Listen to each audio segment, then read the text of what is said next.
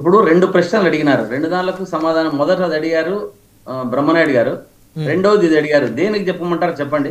సరే మొదటి చెప్పండి, తర్వాత రెండో దానికి చెప్పండి. అంటే మొదటిదేంటి మీరు చెప్పడానికి నెగిటివ్ గానే చెప్తారు కాబట్టి ఇక అంశం ఎందుకులే అని చెప్పేసి మీతో ఈ అంశాన్ని మాట్లాడిద్దాం అనుకున్నాను. బట్ మీరు మొదటి అంశం గురించి చెప్పడానికి చాలా ఇంట్రెస్ట్ గా ఉన్నారు కాబట్టి మొదటి అంశం చెప్పండి.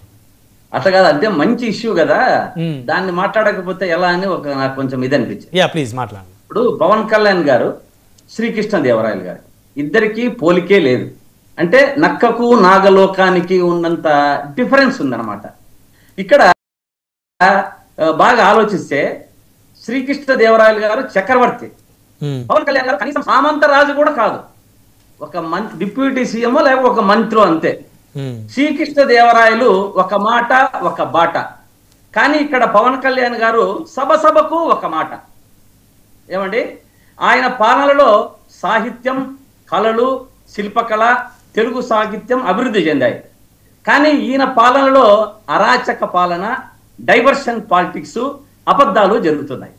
ఇక్కడ ఒక అంశానికి వస్తే శ్రీకృష్ణదేవరాయలు సాహిత్యము మరలు కళలలో మంచి చాలా ప్రసిద్ధి చెందినవారు.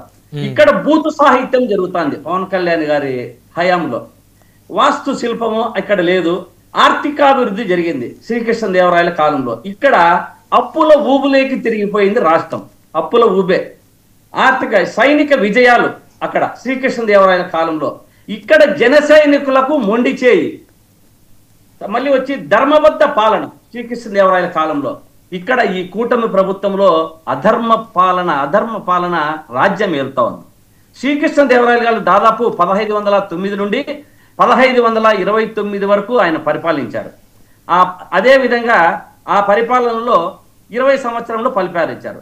కానీ ఇక్కడ కూటమి ప్రభుత్వంలో పవన్ కళ్యాణ్ గారు ఈ 20 సంవత్సరాలు చంద్రబాబు నాయుడు గారికి ఊడిగం చేయాలా అనుకుంటున్నారు. దీనికి కృష్ణదేవరాయలు గారికి ఎక్కడ పోలిక ఉందండి? పోలికే లేదు అసలు. ఈ పవన్ కళ్యాణ్ గారు ఏదో రాజకీయంగా ఆయన సొంతంగా రాలేక ఏదో కూటమిని జనసేన తెలుగుదేశాన్ని బీజేపీని పట్టుకొని ఒక ముందడుగు ఇప్పుడిప్పుడు వేశాడు. కానీ శ్రీకృష్ణదేవరాయలు చక్రవర్తి. ఆయన పాలన ఈయన ఒక్క చెరువుకి ఏదో సొంతంగా వీళ్ళ మిగతా ఈయన జోబులో నుంచి ఇవ్వడం లేదు కదా, రాష్ట్రంలో రాష్ట్ర ఖజానాలో నుంచి డబ్బు తీసుకొని వాడుతున్నారు. ఈయన ఒకటో రెండో సొంతంగా ఇచ్చిండొచ్చు, దాంట్లో తప్పేం లేదు. అటువంటి కార్యక్రమాలు దండిగా మా జగన్మోహన్ రెడ్డి అయితేనేమి, మా మంత్రులు అయితేనేమి, ఇంకా అవి చెప్పుకుంటా పోతే రాసుకునే దానికే ఉండదన్నమాట. కానీ ఇది ఒక్కటి చేసింది గోరంతా, చెప్పేది కొండంతా. దాన్ని చెప్పుకొని అబ్బబ్బబ్బబ్బబ్బా పవన్ కళ్యాణ్ ఇది, పవన్ కళ్యాణ్ అది, పవన్ కళ్యాణ్ కృష్ణదేవరాయలు అని చెప్పుకోవడంలో చాలా హాస్యాస్పదంగా ఉంది.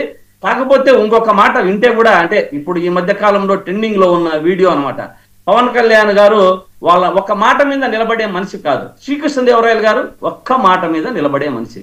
ఈయన మా నాన్నగారు కమ్యూనిస్టు హేతువాదులు, మాకిక్కడంతా దేవునికి తావే లేదు మా దగ్గర అన్నాడు. మళ్ళీ నిన్న ఒక వీడియోలో మా ఇంట్లో హరే కృష్ణ కృష్ణ కృష్ణ హరే హరే, హరే రామ రామ రామ హరే హరే అంటే నవ్వుతా ఉన్నారు జనాలంతా. అంటే వాళ్ళ ఇంట్లో అంటే ప్రార్థన పూజలు చేసుకోవట్లేదా, మీరు చూడలేదా? ఎప్పుడండి? ఇప్పుడు ఆయన చెప్పిండేది ఏం చెప్పాడండి? మా నాయన ఒక హేతువాది. ఒకసారి వింటారా దాన్ని? ఒక చిన్న వీడియో వింటారా? ఒకసారి ఆయన చెప్పిండేది మీరు తయారు చేసిందా లేకపోతే ఆయన మాట్లాడిందేనా? ఆయన మాట్లాడలేదా సార్? ఓకే, పవన్ కళ్యాణ్ అవన్నీ ఎందుకులేండి ఇప్పుడు, అవన్నీ ఎందుకులేండి, ఒక్కసారి వినండి.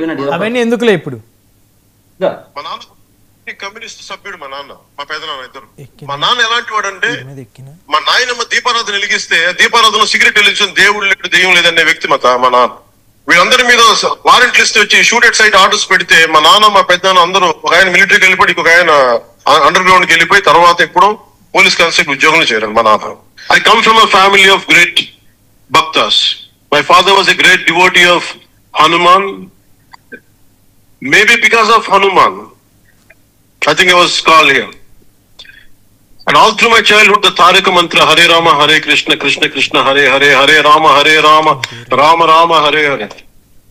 That's what my father used to sing when I was 500. Brahmanaidu గారు ఇంత ఆలోచించుకుంటా వస్తే ఆయన ఒక్క మాట మీద నిలబడేవాడు కాదు. శ్రీకృష్ణదేవరాయలతో పోలిస్తే శ్రీకృష్ణదేవరాయలు పైన ఎక్కడున్నో గానీ ఆయనంతకు ఆయన గొంతు పిసుకొని పోయింటాడు ఈ పాటికి. ఆయన ఆత్మ ఈ రోజుతో వెళ్ళిపోయి. ఎందుకు సార్ శ్రీకృష్ణదేవరాయలు గారిని ఆ విధంగా అవమానిస్తున్నారు?